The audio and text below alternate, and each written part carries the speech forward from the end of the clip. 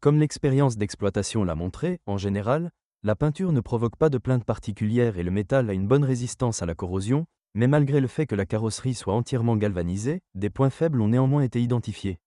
Lors de l'inspection de la voiture, inspectez soigneusement les bas de caisse, la partie inférieure de l'aile avant dans la zone de la porte et la partie inférieure de la porte, en raison du fait que l'excès d'humidité s'accumule sous le garde-boue, ces pièces commencent à fleurir, même de petits insectes entraînera bientôt de gros problèmes. Le point faible de la carrosserie est également considéré comme le joint entre le passage de roue arrière et le pare-choc. Des éclats, puis de la corrosion, apparaissent souvent à ce niveau. Les amateurs de voitures sont souvent confus par les désignations multiples des groupes motopropulseurs. En fait, elles diffèrent de celles-ci. Entre eux par la présence ou non d'une turbine, ainsi que du système d'injection. Avec le moteur le plus faible de 102 chevaux, le rouleau de courroie de distribution commence souvent à hurler à un kilométrage de 70 à 80 000 km.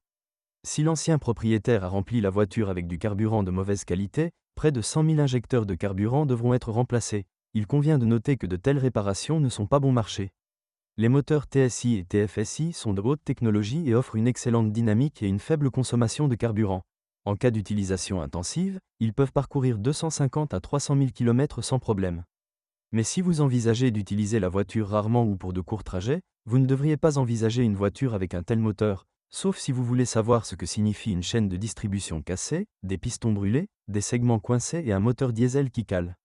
Se sont révélées être des unités fiables et nécessitant peu d'entretien, et si vous les remplissez de bons carburants diesel, elles vous serviront fidèlement pendant 300 à 350 000 km. Si vous souhaitez acheter une voiture avec un moteur diesel de 2 litres, envisagez une voiture après 2008, car avant cette époque, des injecteurs avec pompe étaient installés, qui tombent souvent en panne, et leur remplacement et leur réparation ne sont pas bon marché après 2008. Le constructeur a éliminé ce problème. 3 types de boîtes de vitesse sont disponibles sur la Volkswagen Jetta. Manuel à 5 et 6 vitesses, automatique à 6 vitesses et boîte robotisée DSG. Les boîtiers robotisés DSG sont souvent considérés comme un point sensible pour les voitures Volkswagen et Skoda. En effet, le robot peut ne pas démarrer correctement après un kilométrage de 50 000 km. Lors de la conduite dans les embouteillages, la durée de vie de la transmission DSG est considérablement réduite. Donc si vous envisagez d'acheter une voiture avec une transmission robotisée, évitez les voitures qui ont été utilisées en métropole. La réparation d'une boîte de vitesse robotisée coûtera environ 1 000 $. La transmission automatique à 6 vitesses peut développer des problèmes avec un kilométrage de 150 000 km lors de l'engagement de la marche arrière. Le bloc de soupape doit être remplacé, les réparations coûteront environ 500 $ américains. Dans une transmission manuelle, après un kilométrage de 100 000 km, l'embrayage et la butée de débrayage devront être remplacés, et à ce kilométrage, le roulement de l'arbre d'entrée tombe souvent en panne.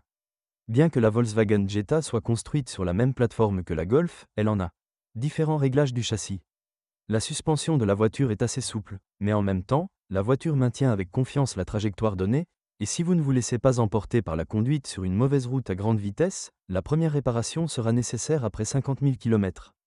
La suspension peut être qualifiée de très fiable en toute sécurité, et si au lieu d'une poutre multibras avait été installée à l'arrière, la suspension pourrait alors être qualifiée de très fiable, mais la conduite et la maniabilité seraient complètement différentes.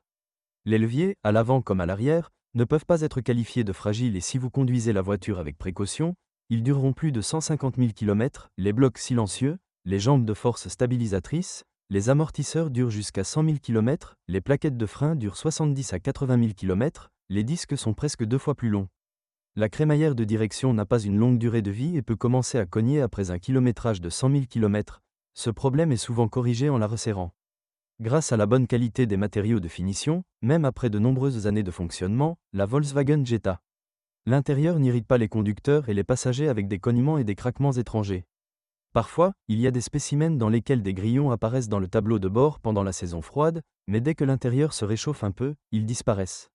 La pédale d'accélérateur ici a une conception montée au sol, vous ne devriez donc pas lésiner sur les tapis de sol de marque, sinon de l'eau s'infiltrera sous la pédale.